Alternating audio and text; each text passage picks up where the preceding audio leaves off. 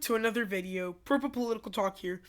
And today we're going to be doing a video on the 2020 presidential election according to the JHK Forecast. So we're going to look at the forecast, look at what they're projecting, do an update on this video that we've made before. So first thing we're going to take a look at is just looking at how Donald Trump has massively kind of gone back down when he was actually gaining for a little bit. So last time we did this, Donald Trump had somewhat more support in the Rust Belt and in the Sun Belt. But since we have the second strain of COVID-19 in the US, that is bringing him down completely. So this was last updated July 28th at 4:15 p.m. So there's states like Iowa that are now in Joe Biden's favor. Ohio is no longer in Joe Biden's favor, and Georgia's really close. So this map is going to show us what are the chances of victory for each party. So we can see states like California and Washington are pretty solid for the Democrats. Here, anything under 90% is contested. So for example, a state like Arizona is contested. You can see they both have about an equal chance of winning the presidency. Alaska is somewhat contested. Texas is looking like it's going to be close. And according to this, the closest state is going to be Iowa and Georgia. So we're going to look and take a look at the map. So first of all, I'm going to cover some states that a lot of people say it could go to the other party. Florida, 17% chance for Trump. I kind of disagree with that. Just with like general sentiment for Trump in the state and other things, I don't think this forecast is being super accurate with the state of Florida. Certainly it could happen, but we could take a look individually. And yeah, so we can take a look at the state of Florida. So this is going to be with the 80% confidence. So it projects that Donald Trump still does have a chance. So here, you're going to look at this graph, for example, the state of Florida. If the overlap, so in this case they do, is that mean that both parties have a chance at victory. So there was a time where winning Florida, Donald Trump was ahead.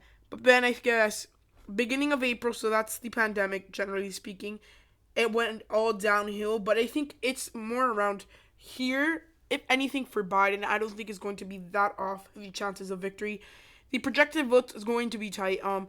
They expect it right now to be around 4 points, which is a little bit exaggerated in my opinion. But there's a point where like a couple weeks ago it was like less than 3 points. There was a point where it was almost even. So that's going to be interesting to see. So let's go back to our forecast. Let's wait for that to charge. But yeah, that's one of the big things we're seeing. Right now, Joe Biden has 87.6% chance of winning the election to convert Donald Trump's 12.4, which is actually a big chance. So, just like a little comparison, if you know how to play golf, it's like about the same chance that a professional player makes a bogey. So that's going to be interesting to watch. Overall, the Northeast is pretty solid, and out of the Rust Belt, Wisconsin is the state that, for obvious reasons, has been going a lot more Republican. So, that's our map. If you want to take one last look at it, here it is. So, I'm gonna go scroll through almost every state so you guys can see the chances of victory. I mean, generally speaking, Nevada, those states are pretty safe right now. Most of these, west, like Northwest, is pretty solid for the Republicans, like usual. And the rest of these states, they're flipping a little bit, or they're going further to one column. Interestingly, like a lot of these states do have a lot closer races, but the chances of victory do not directly translate to what is the percentage of victory. So our forecasted electoral vote count for Joe Biden at this point in time, 348.3, Donald Trump at 189.7, with the popular vote at 52.1 for Joe Biden, so for 43.6, so about a 9% margin of victory in the popular vote. So this is our graph of chances to win the White House. So we can see here there was a point in time where Donald Trump was still doing a little better. Then he went down, and then he had a time where like he picked up again. And then he's going back all the way down again. I mean, this race was supposed to be close. But every day, considering Donald Trump, and as we get closer to the election, it's going to be a harder road for Donald Trump. The popular vote is always expected to be pretty pretty even. I mean, it's not going to be as big of a thing. There was a point in time where it was possible for a Trump popular vote victory, although it was unlikely. Now, since the popular vote has shifted so much, it's not very likely. And the electoral vote count, there is still a chance for Trump, according to this, a very minimal one at that. But, I mean, it's still a chance of winning the Electoral College. I mean, This puts Biden in a best case scenario at around over 400 electoral votes, and for that's in the same scenario about less than 100, or actually less than almost like 100 votes for Trump. And in a best case scenario for Trump at this time, he's barely even reaching the 270 votes needed to win. So this graph, the following that I'm going to show you, shows the races by their projected margin of victory. So we can see Nebraska means first plus Biden 0.4. Iowa plus Biden 0.5. In Nebraska's plus Biden 2.1. North Carolina. So let's just take a look at North Carolina now that we're like looking at the state. So here it's a lot more likely for Donald Trump to maybe pull off an upset, but still, it's not like it would have to be best case scenario, worst case scenario. So here we can see again, Donald Trump was constantly leading.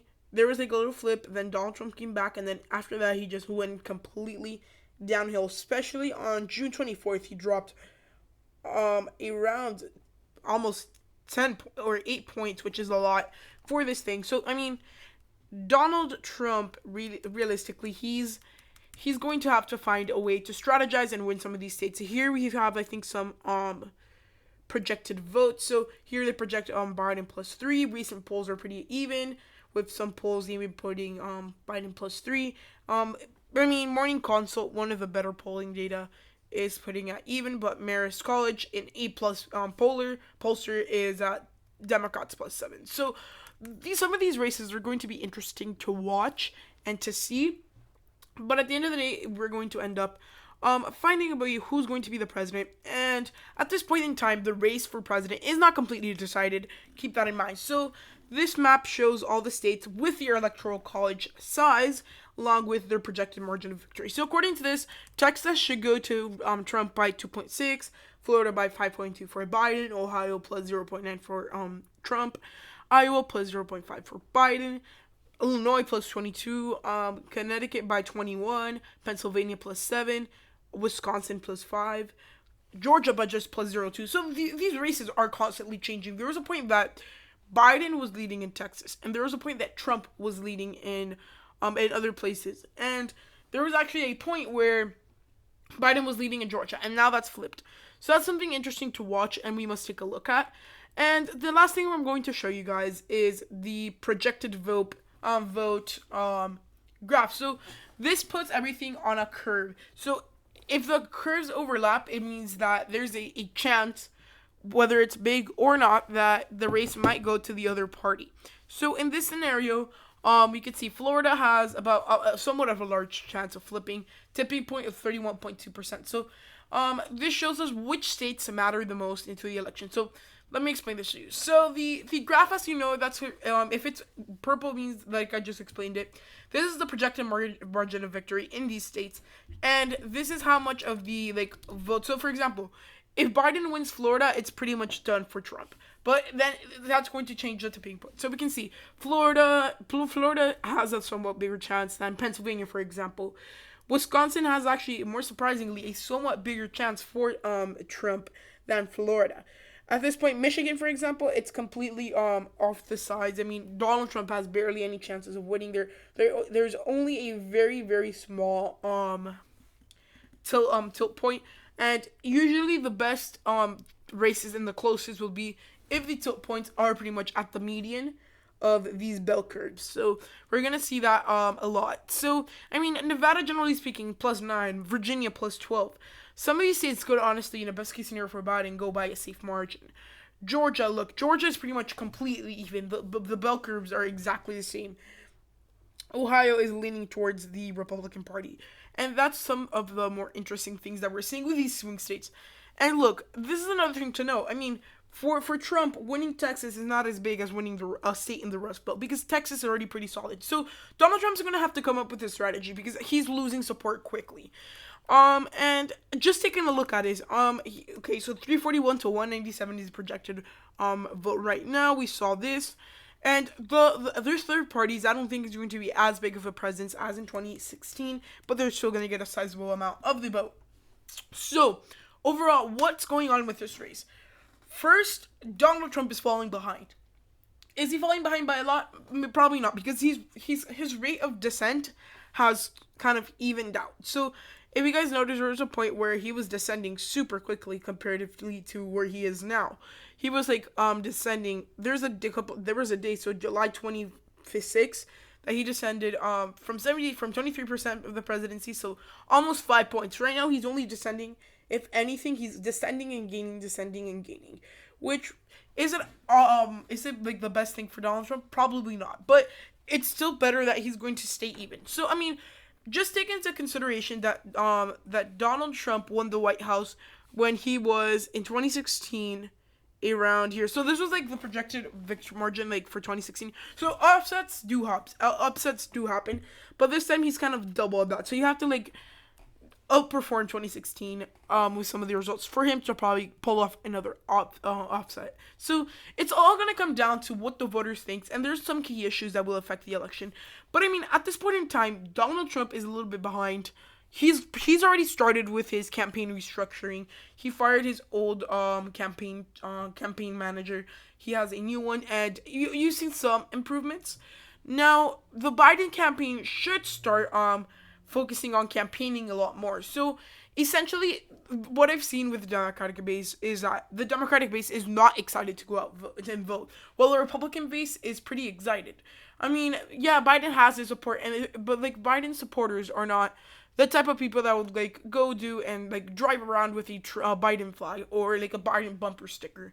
There's not many, and well, like it's in voter enthusiasm. So while Joe Biden may have a lead right now, voter enthusiasm might come in because like if not everyone's excited to vote for Biden, that would be a little problem because then we're gonna see similar scenarios to 2016 because of low voter enthusiasm.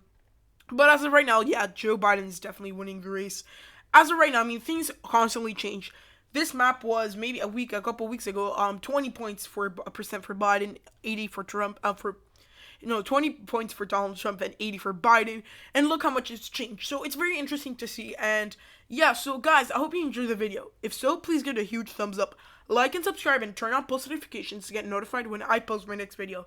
And by the way, I have the series you guys wanted about the future of the American politics coming up soon. So I'm going to work on that pretty soon so you guys can see that happen. And yeah, so I hope you enjoyed the video and goodbye.